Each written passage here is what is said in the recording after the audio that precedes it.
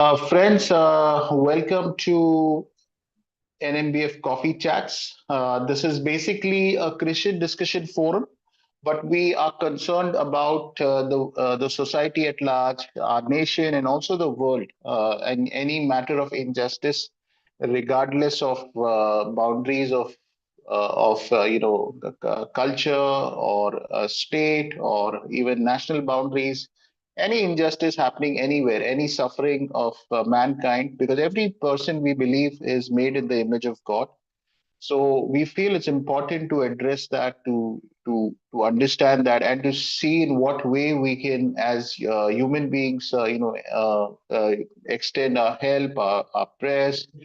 And today we have been listening, hearing about, especially as people in the Christian community, about certain killings in Nigeria. People are being killed, and as Christians, we've been hearing about other Christians who are being killed. And recently there was also a statement by Donald Trump, the U.S. president, that he wants to invade Nigeria because Christians are being killed. So we want to know what are the facts, what is the reality on the ground, because we can all sometimes interpret truth according to our own bias. So it's important for us to look at things objectively, understand the situation in this country of Nigeria. And so I'm very thankful to God and to all our guests who have joined today, esteemed speakers. And I want to just introduce them before we begin the talk. Each of our speaker will speak for a length of 15 minutes, and I request you to keep your mics on mute. Later on, we will go into a time of Q&A. Okay. So just a quick introduction of our guests. Yeah. Uh, One second. Yeah. So first we have Malik Samuel. Malik Samuel is a senior researcher at Good Governance Africa, Nigeria. Before joining GGA, he was a researcher with the Institute for Security Studies, specializing in the Boko Haram conflict in the Lake Chad Basin region. Malik also worked as a conflict researcher with Amnesty International Nigeria. He was also a Medicines Sans Frontiers doctor, which is Doctors Without Borders field communications manager in Northeast Nigeria. Before that, he was an investigative journalist at the Abuja-based International Center for Investigative Reporting. Malik holds a master's degree in conflict, peace, and security from the Universitat Oberta de Catalunya and the United Nations Institute for Training and Research, UNITAR. Uh, so thank you so much for our resource person, Brother Malik, who's here. And after that, we have our next speaker, who is Akieli James, holds graduate and postgraduate academic in psychology and has been active in leadership responsibilities across Nigeria and beyond. He has worked in different capacities in the northern part of Nigeria for over 2 decades. He is also the executive director of JBC Leadership Consultancy, in addition to his role as the executive secretary and CEO of the NEF, the coordinating body for evangelicals in Nigeria, and a member of Association of Evangelicals in Africa and World Evangelical Alliance. So a warm welcome also to Brother James. And then we have our third speaker today, our third panelist, Samuel Ayodele, a computer scientist and technologist who has served with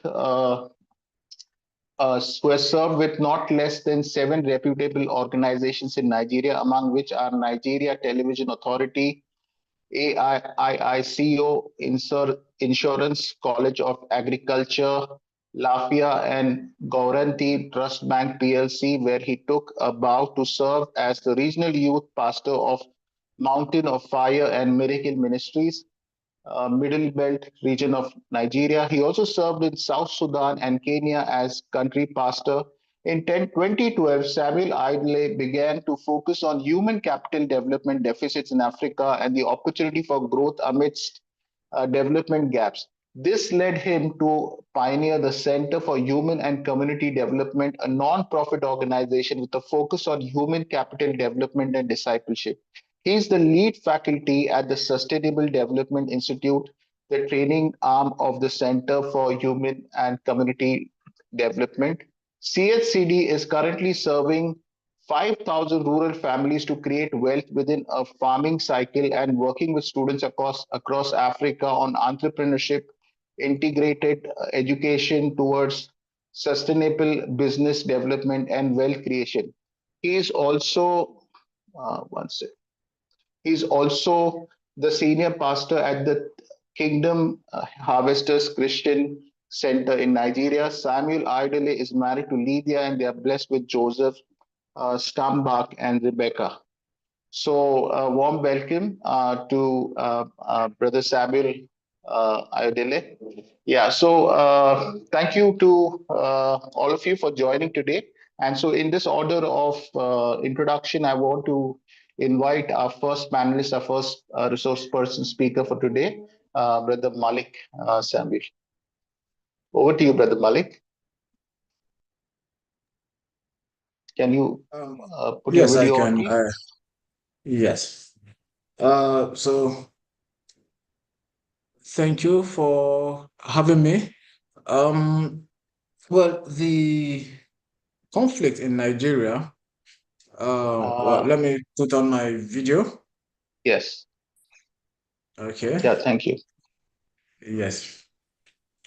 So the conflict in Nigeria is complex actually, and so this is why the categorization or the classification of what is happening in the country as Christian genocide by President Trump has elicited different response, within the country, depending on who you're talking to.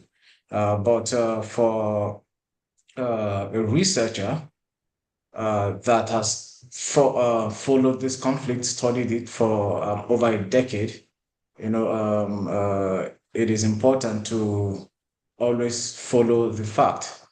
Um, the conflict in the country, especially in the northern part of the country, there are three regions in the north of Nigeria that are affected by conflict: the northeast, the northwest, and the north central. Now, if you look at the actors responsible in these three regions, if you break it down, then you understand better what is happening.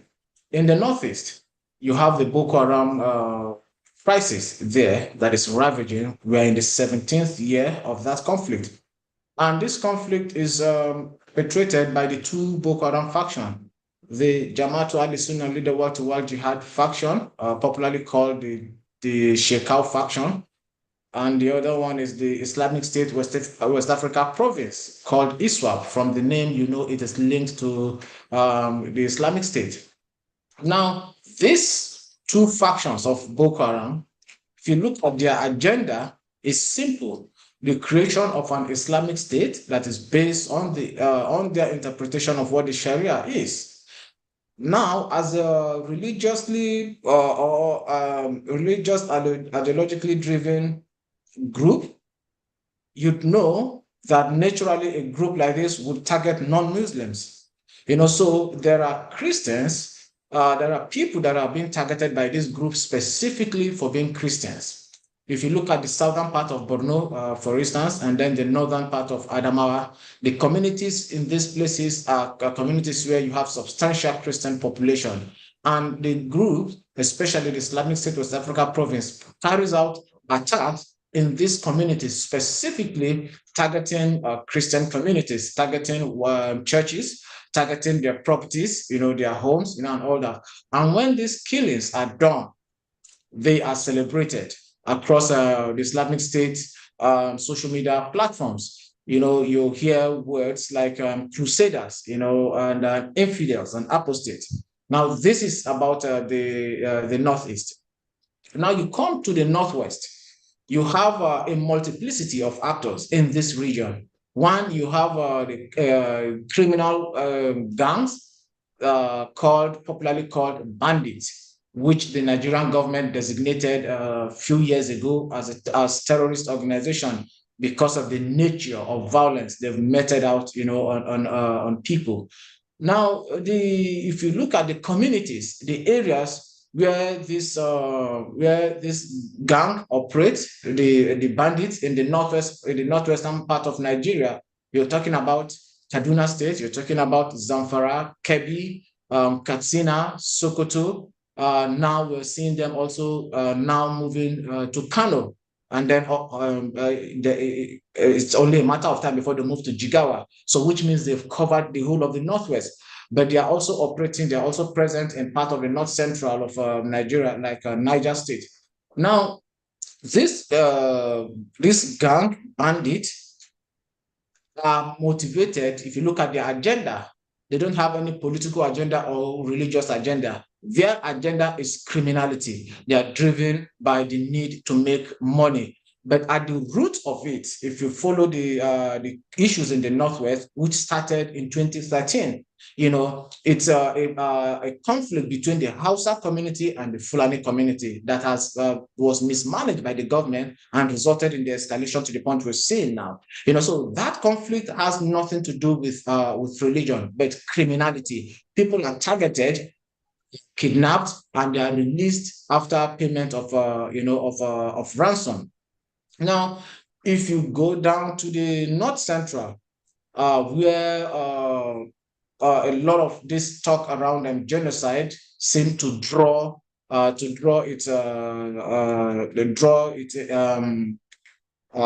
say, its outcry or meaning from, you discover that in these places, in the North Central, talking about Benue State, we're talking about Plateau State, and then a part of Kaduna State. Although Kaduna is in the North Central, but there's a part of Kaduna State called Southern Kaduna that is closer to the North Central, closer to Plateau. So they experience the same issues. The issues in this North Central is largely between Christian-dominated farming communities versus the Muslim-dominated Fulani militia, or representing the header community. Now, you look at the profile of these actors, you begin to understand where people are coming from when they use the word Christian persecution or genocide, because the victims, the victimized communities, are largely Christian dominated, while the attackers are predominantly Muslim. But if you go deeper at the base of it, the root cause of it is competition over resources, over water, over pasture, right? But the nature of the attack, the enormity, of it, the gravity of the attack has given concern to people, especially when you have the state seemingly unwilling or unable to act to protect these communities. When you have attackers on dozens of motorcycles, coming, burning every community, all whole communities, attacking women, attacking children, right? Burning sources of livelihood, foodstuff, and all that. And then security agents appear somewhat unable to address the situation. Of course, you cannot blame the victims for crying the way they cry, for describing what they face as the way they face it, especially when these attackers come in their numbers after attacks and then they disappear virtually into thin air. No traces, no traces of them. So how possible is that? It's impossible that hundreds of people can attack a community and then just vanish into thin air. So if you look at what is happening in the North Central, you begin to understand where people are coming from when they describe it as a genocide. But when you look at the fact do not support the classification of what is happening, as genocide. Now you look at largely the victims profile of the conflict in northern Nigeria. Nigeria is a country of almost 50-50 in terms of Muslim and Christian population. It's almost 50-50, right? But in the north, it's Muslim dominated, while in the south, it's Christian dominated. Now, on this crisis we're talking about, the conflict is happening in the north. And if you look at the profile of the victims, we've talked about the Boko Haram attacking Christian communities, but the larger victim of the Boko Haram crisis as a whole, these are Muslims. Because if you look at the regions, the areas affected by the conflict, and you look at the demography there, you know that these are Muslim-dominated areas. Now you come to the northwest that I explained earlier, where banditry thrives. You look at the population there; it is also Muslim dominated. You know, so a lot of the victims of banditry are Muslim dominated. But when you come to the north central, the most of the victims of these farmer header clashes that has metamorphosed into some sort of organized, I would say, organized crime against these communities. Majority of the victims there, you know, are Christians. You know, so I just wanted to give this broad explanation, sort of the conflict dynamics, you know, in the region, you know, to give people an understanding of what is happening and why and where the cries and the allegations, accusations of a Christian genocide, you know, is coming from. But I also need to point that, especially in northern Nigeria, Nigeria has a history of religious intolerance. There are people that are from this conflict dynamics we've talked about, who have been also targeted using the blasphemy law in Nigeria, where somebody can just simply be accused of blasphemy, and before you know it, they've been attacked, they've been killed. And in many cases, you don't see security agent or the state or the government taking action against the perpetrators. You know, so when you see all these things happening, it is easy to understand why people, especially in the north, you know, make comment or make allegations, you know, accusations of Christian persecution or Christian genocide in the region. So I'm hoping that during Q&A, we can also talk more about some of the issues. So I hope I've not taken too much time. And thank you for the opportunity.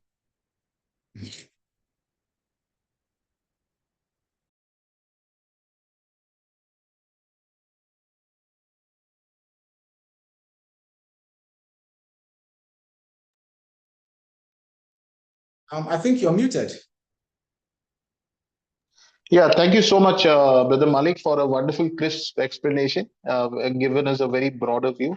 And now we go to our next speaker, Brother James. Would you put your video on, please? Can I please Okay, speak can I without the please video. ask Pastor Sam to go on before Okay. All right. Yeah, sure, sure. okay. Yeah, I can. We can do All that. right. We could Thank you. request I'm grateful. Pastor Sam, Brother Sam, to kindly go ahead. Okay, thank you, Jet. I hope I Thank pronounced you. the name Yeah. well. Yes. I would have loved to have some presentation as like the to maximize the time I have. It will have been good to make some slide presentation, but I can make that slide available if I'm unable to do that. You cannot decipher a problem without looking at the history. And Good. looking at the history of a problem, you have to be detailed. Sorry.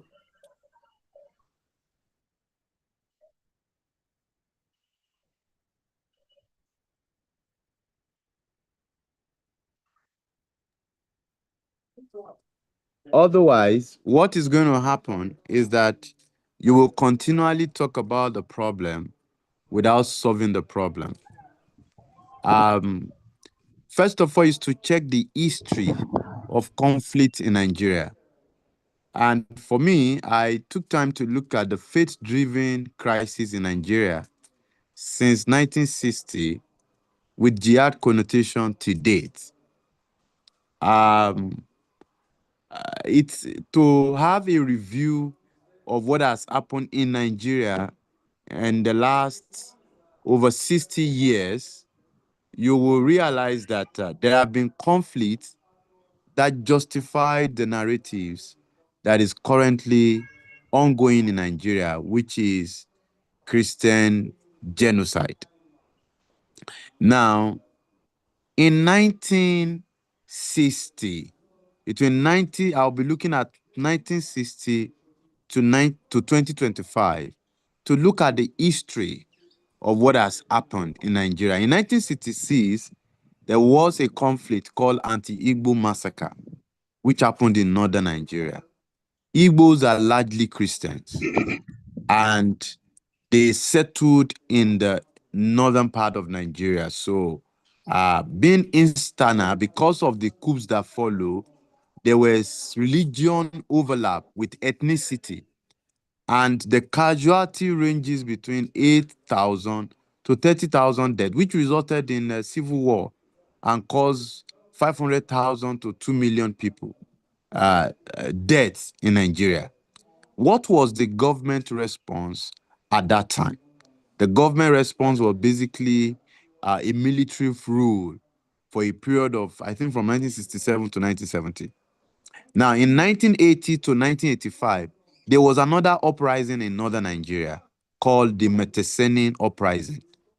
And these are radical sects, which was led by Muhammad Mawa.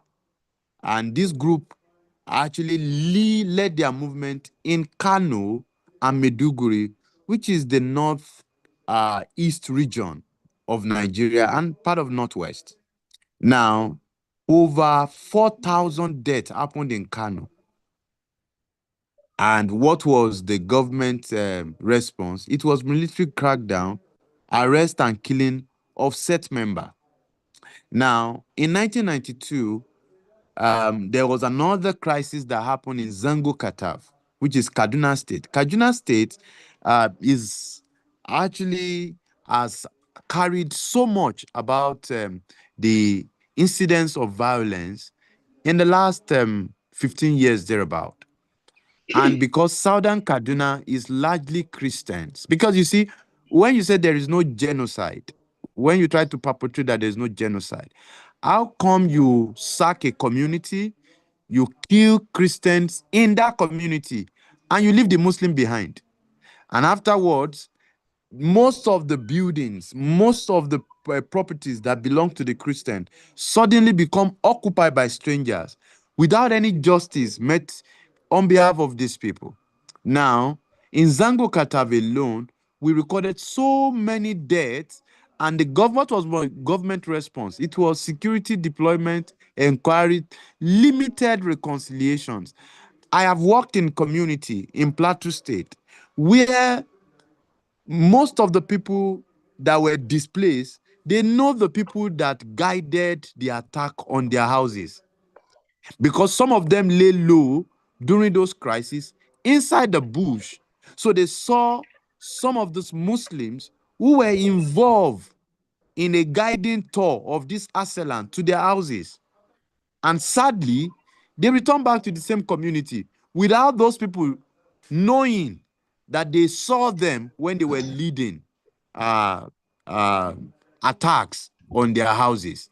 Because at one point, we have also supported by resettlement and building houses. Over 20 houses were built to resettle people back into there because the government did not facilitate that.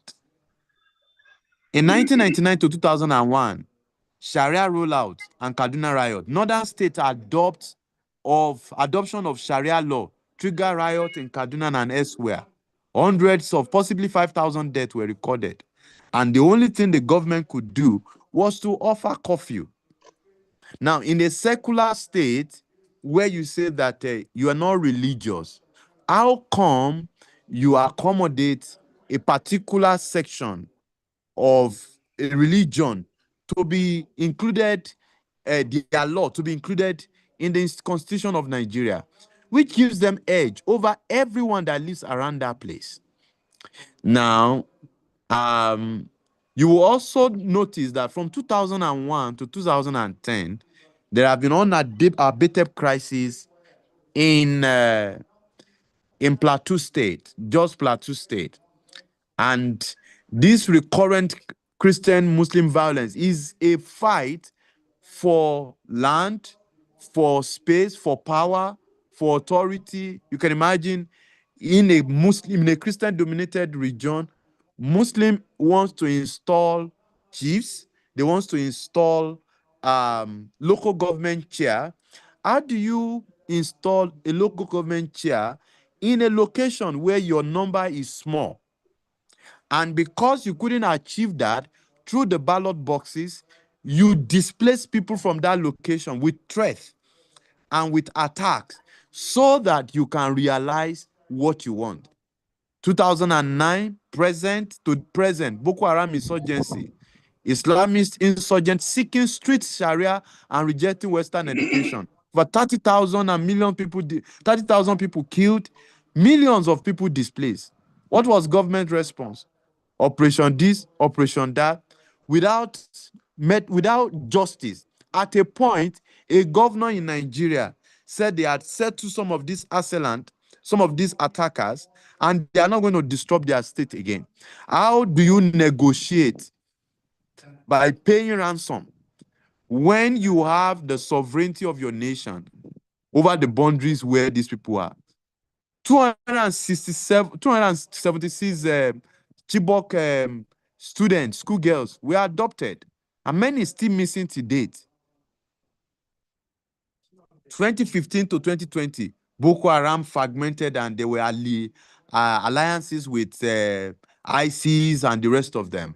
And thousands of people have been annually killed with no sufficient intervention. Now, this is just to give you a background that it isn't today that people were being killed. There have been a quiet killing over the years, but it suddenly became a serious surge because we currently have Muslim ticket in Nigeria. The president is a Muslim. The vice president is a Muslim. That is not to say that our president is involved in Islamization of Nigeria, but a certain particular group who see that as an opportunity to drive that agenda more, uses conflict as a way of decapitating the Christian community and reduce their authority even within their own space of number. Now, this is to tell you that if you look at the trend, you know that it isn't today that we've always have uprising of insurgent that is aimed at Christian community. Are Muslim community being attacked? Yes, they are. They were affected. But probably most of the people that did not align with the doctrine of the Boko Haram and the bandits that are driving this. So I just want to say that it's important to look at it holistically and check the history. And from the history and the constitutional framework currently, we can see a quiet move to kill more Christian than you can imagine. Thank you. Yeah, thank you so much, um, Mr. Samuel, for your wonderful, clear explanation. And over to Brother James. If you are in, can you put your video on? Uh, yes, Yes. yes. Please go ahead. Good, good afternoon, gentlemen and ladies, or ladies and gentlemen. I am very sorry I had to ask to be rescheduled. I just lost one of my assistant pastors. Oh, So I was trying to respond to that emergency, and that's the reason I got a bit distracted. But oh, we're on it. She's relatively young and she's passed on with pregnancy. So, but oh, having said that, we'll continue.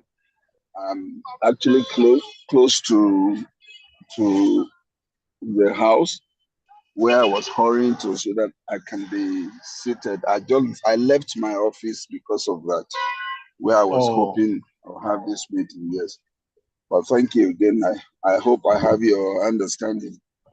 yes, yes. All right, thank you. I like to appreciate the first two presenters. Although I've got my papers, I chose to speak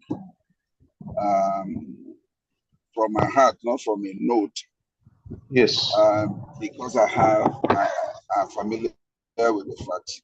And can I start by saying that I, I mean, the fact that the first speaker and the second speaker addressed are fundamental, and I think they grasp the essentials. So I would not want to repeat statistics and data that has been spoken about. What can I extract from my notes? First, to say that um, uh, I I chose the word crisis and not conflict because of the multi-layer nature and the escalating nature of the issue. Um, Secondly, because conflict would have to do with, by my basic understanding of science, an attack between two warring versions Yes. or factions. Um, and that narrative, as false as it is, has misled both the locals and international community from appropriating right response, because you cannot cure a disease that is wrongly diagnosed, because the diagnosis is too painful to accept. The third thing I like to say is that the crisis and the conflict and the killings in Nigeria isn't just statistics. I am not dealing with statistics. I'm not dealing with figures. I am not dealing with research that was collated from Lagos or from Abuja or from the US. We live with it, like the first two speakers have spoken. We are dealing with real human beings, children, women. So I feel personal pain when it is dismissed, either in the media or by presenters or by experts, and elements or the components of the conflict are conveniently eluded. I'd like to say categorically, the killings in Nigeria is of religious in nature, is religious in nature, has religious undertone. It is not perceived, it is not assumed, it is not just seen, it is. And that is based on my understanding of Islam. And maybe I should put it on record. I am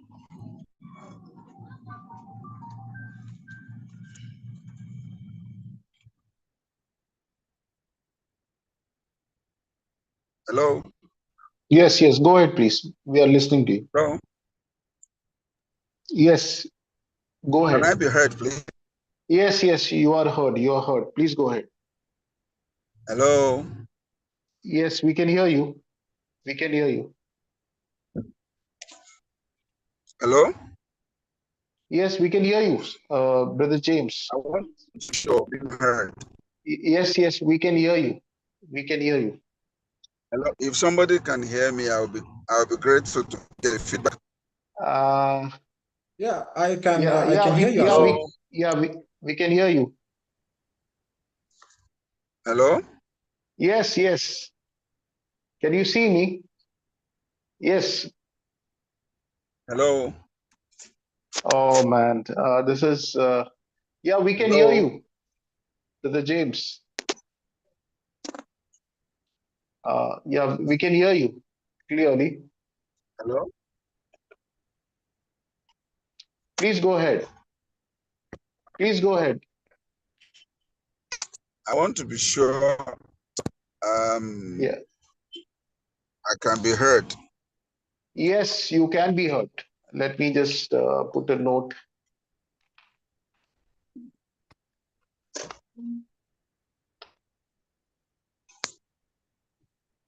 Yeah, you can be heard.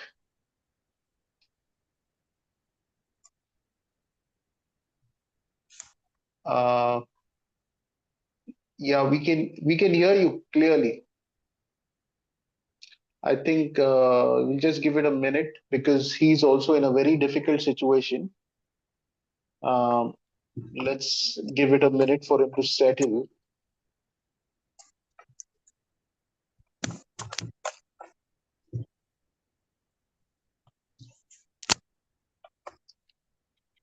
We can hear you, Brother James.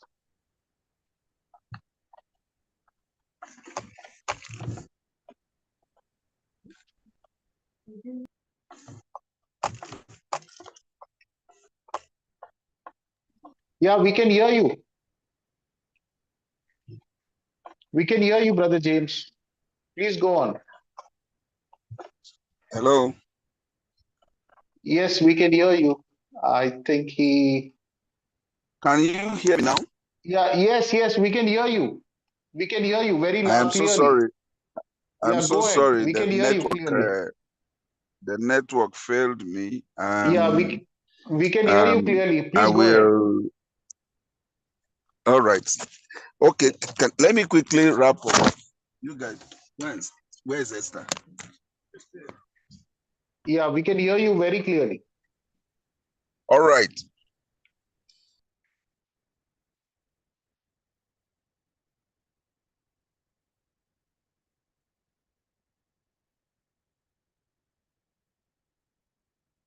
Say Yes.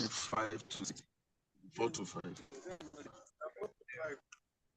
Yeah, Please, can please you go give ahead. me 2 minutes to connect with you again, Okay, please? okay. All right.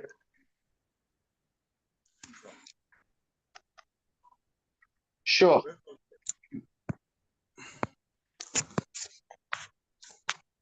Mm. Is John here? Does he know the Bible study time? Okay. His Bible. Okay. I think we'll just give it a minute for him to join. Uh, let's hope. Yeah, I think he's just disconnected. We are very sorry for this, but I think this is an important subject we got to know and um, understand different perspectives.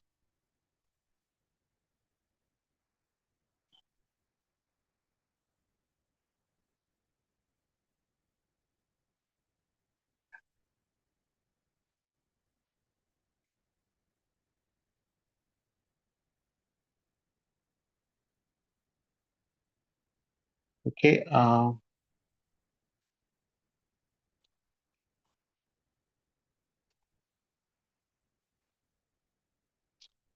We are just waiting for a third resource person, James, to join. He just asked for 2 minutes, so we're obliged to wait.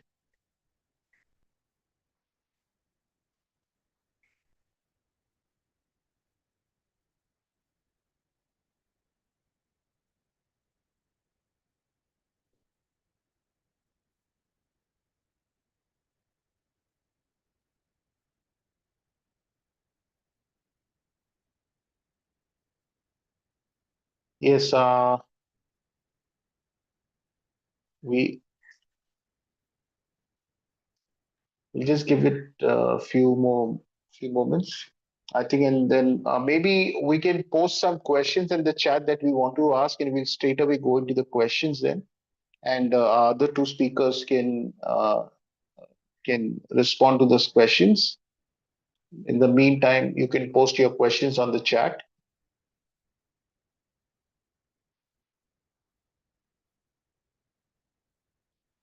Yeah.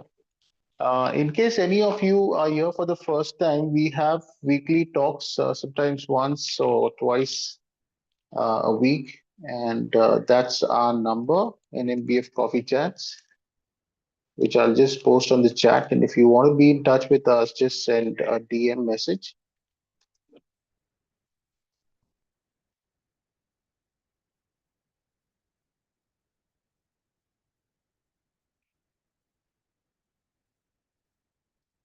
All right.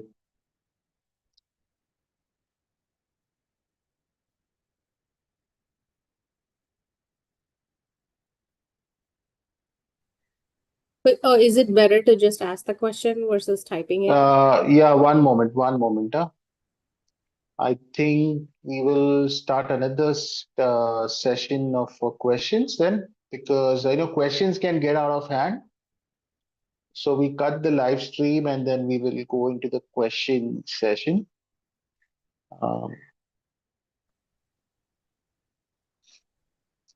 just hoping he comes back soon. Just a moment, give me a moment.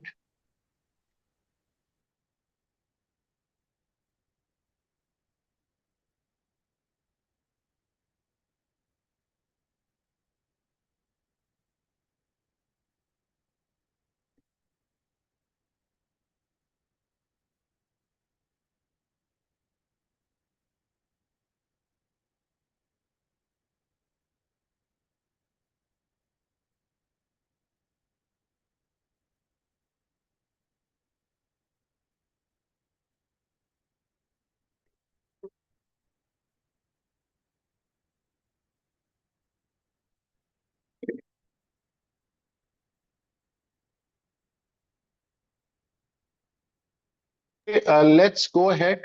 When he comes, we will give him an opportunity